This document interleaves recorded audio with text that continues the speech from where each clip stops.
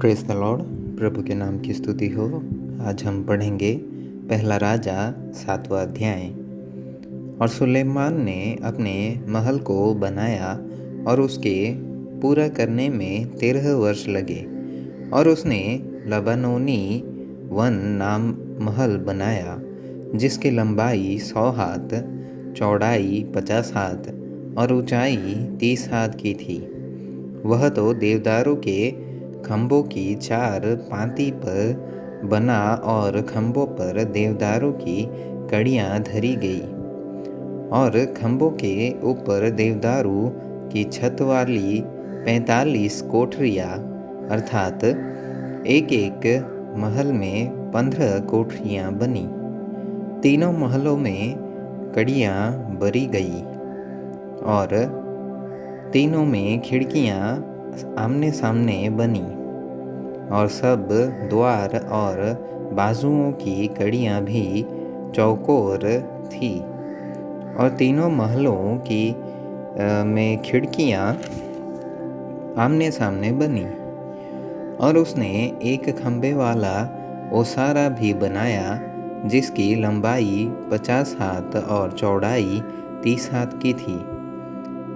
और उन खंभों के सामने एक खंभे वाला ओसारा और उसके सामने डेवड़ी बनाई।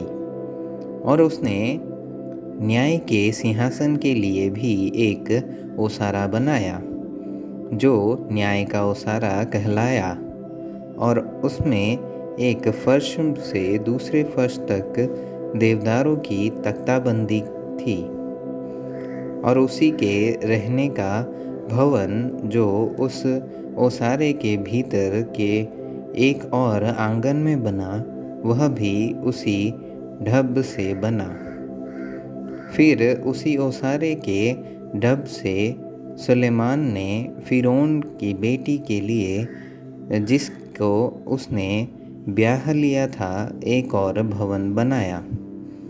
ये सब घर बाहर भीतर नेव से मुंडेर तक ऐसे अनमोल और गढ़े हुए पत्थरों के बने, जो नाप कर और आरों से चीर कर तैयार किए गए थे। और बाहर के आंगन से ले बड़े आंगन तक लगाए गए।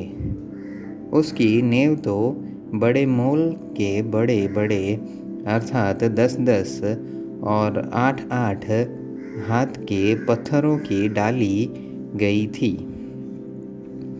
और ऊपर भी बड़े मोल के पत्थर थे, जो नाप से गढ़े हुए थे। और देवदारों की लकड़ी भी थी।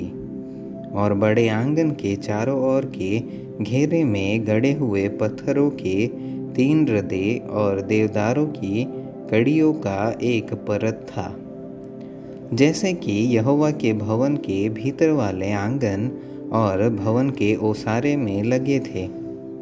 फिर राजा सुलेमान ने सोर से हीराम को बुलवा भेजा। और वह नप्ताली के गोत्र के किसी विधवा का बेटा था। और उसका पिता एक सोरवासी टटेरा था। और वह पीतल की सब प्रकार की कारीगरी में पूरी बुद्धि, निपुणता और समझ रखता था। सो वह राजा सुलेमान के पास आकर उसका सब काम करने लगा। उसने पीतल ढालकर 18-18 हाथ ऊंचे 2 खंभे बनाए। और एक एक का घेरा 12 हाथ के सूत का था। और उसने खंभों के सिरों पर लगाने को पीतल ढालकर 2 कंगनी बनाई। एक एक कंगनी की ऊंचाई 5-5 हाथ की थी। और खंभों के सिरों पर की कंगनियों के लिए 4 खाने की 7-7 जालियां और साकलों की 7-7 झालरें बनी। और उसने खंभों को भी इस प्रकार बनाया कि खंभों के सिरों पर की एक एक कंगनी के ढांपने को चारों ओर जालियों की एक एक पांति पर अनारों की 2 पांतियाँ हो। और जो कंगनियाँ ओसारों में खम्भों के सिरों पर बनी, उनमें 4-4 हाथ ऊंचे शोषण के फूल बने हुए थे। और एक एक खम्भे के सिरे पर उस गोलाई के पास जो जाली से लगी थी, एक और कंगनी बनी। और एक एक कंगनी पर जो अनार चारों ओर पांति पांति करके बने थे, वह 200 थे। उन खम्भों को उसने मंदिर के ओसारे के पास खड़ा किया और दाहिनी ओर के खम्भे को खड़ा करके उसका नाम याकीन रखा।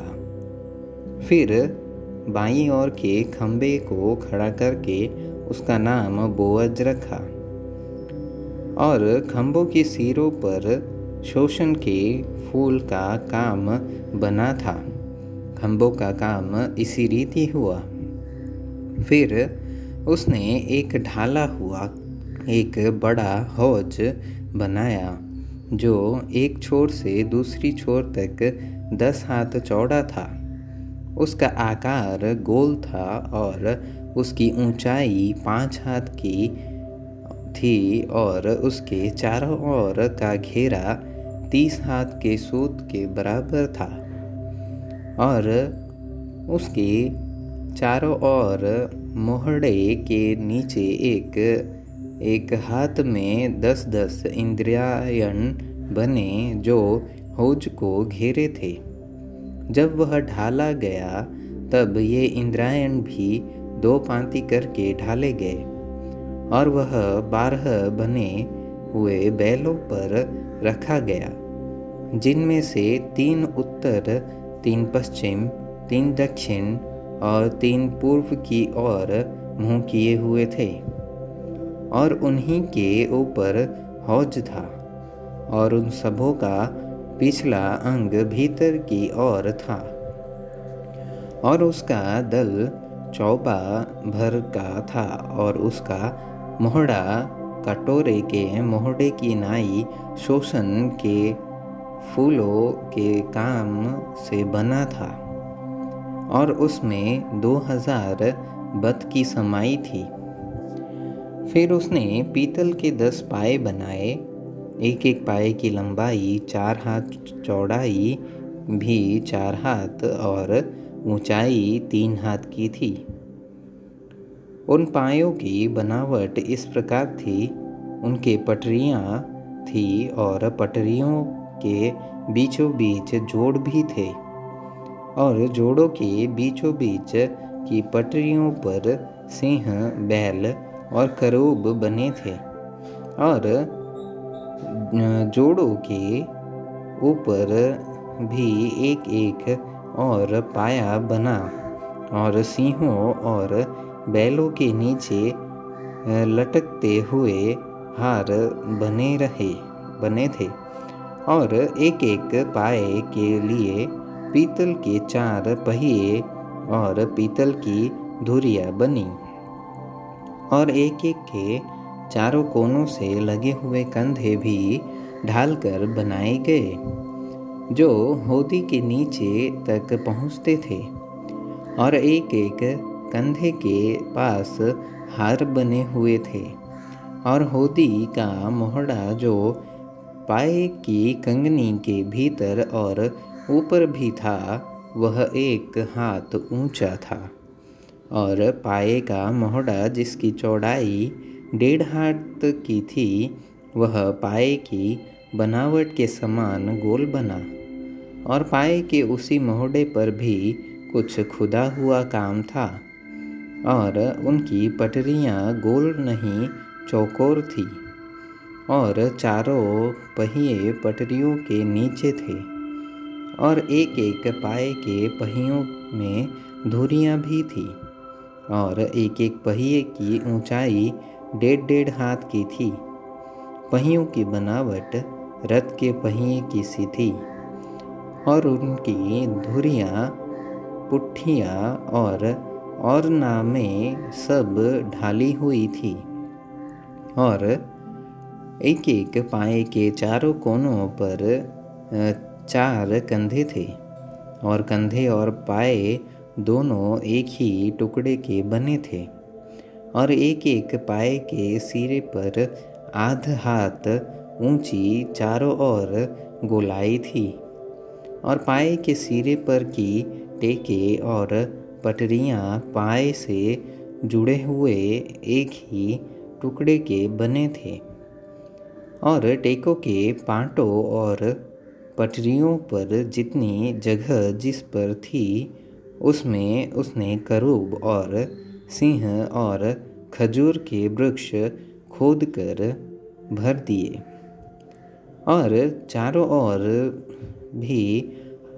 हार भी बनाए। इसी प्रकार से उसने 10 पायों को बनाया। सबों का एक ही सांचा और एक ही नाप और एक ही आकार था, और उसने पीतल की 10 हौदी बनाई। एक एक हौदी में 40-40 बत की समाई थी, और एक एक 4-4 हाथ चौड़ी थी, और 10 पायों में से एक एक पर एक एक हौदी थी, और उसने 5 हौदी भवन की दक्षिण की ओर और 5 उसकी उत्तर की ओर रख दी, और हौज को भवन की दाहिनी ओर अर्थात पूर्व की ओर और दक्षिण के सामने धर दिया। और हीराम ने हौदियों, फाफड़ियों और कटोरों को भी बनाया। सो हीराम ने राजा सुलेमान के लिए यहोवा के भवन में जितना काम करना था वह सब निपटा दिया, अर्थात 2 खंभे और उन कंगनियों की गोलाइयाँ जो दोनों खंभों के सिरे पर थी, और दोनों खंभों के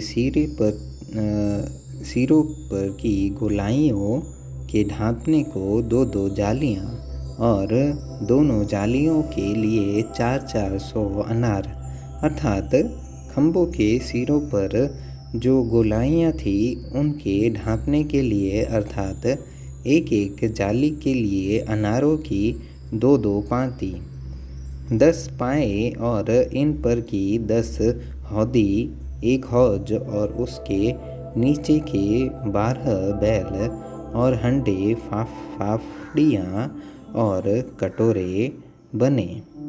ये सब पात्र जिन्हें हीराम ने यहोवा के भवन के निमित्त राजा सुलेमान के लिए बनाया, वह झलकाए हुए पीतल के बने। राजा ने उनको यरदन की तराई में, अर्थात सुक्कोत और सारतान के मध्य की चिकनी मिट्टी वाली भूमि में ढाला। और सुलेमान ने सब पात्रों को बहुत अधिक होने के कारण बिना तौले छोड़ दिया, और पीतल के तौल का वजन मालूम न हो सका। यहोवा के भवन के जितने पात्र थे सुलेमान ने सब बनाए, अर्थात सोने की वेदी और सोने की वह मेज जिस पर भेंट की रोटी रखी जाती थी, और चोखे सोने की दीवटें जो भीतरी कोठरी के आगे 5 तो दक्षिण की ओर और 5 उत्तर की ओर रखी गई, और सोने के फूल, दीपक और चिमटे और चोखे सोने के तसले, कैंचियाँ, कटोरे, धूपदान और करछे, और भीतर वाला भवन जो परम पवित्र स्थान कहलाता है, और भवन जो मंदिर कहलाता है, अर्थात दोनों के किवाड़ों के लिए सोने के कब्जे बने।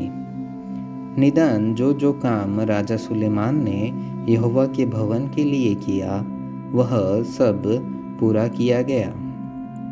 तब सुलेमान ने अपने पिता दाऊद के पवित्र किए हुए सोने, चांदी और पात्रों को भीतर पहुंचाकर यहोवा के भवन के भंडारों में रख दिया।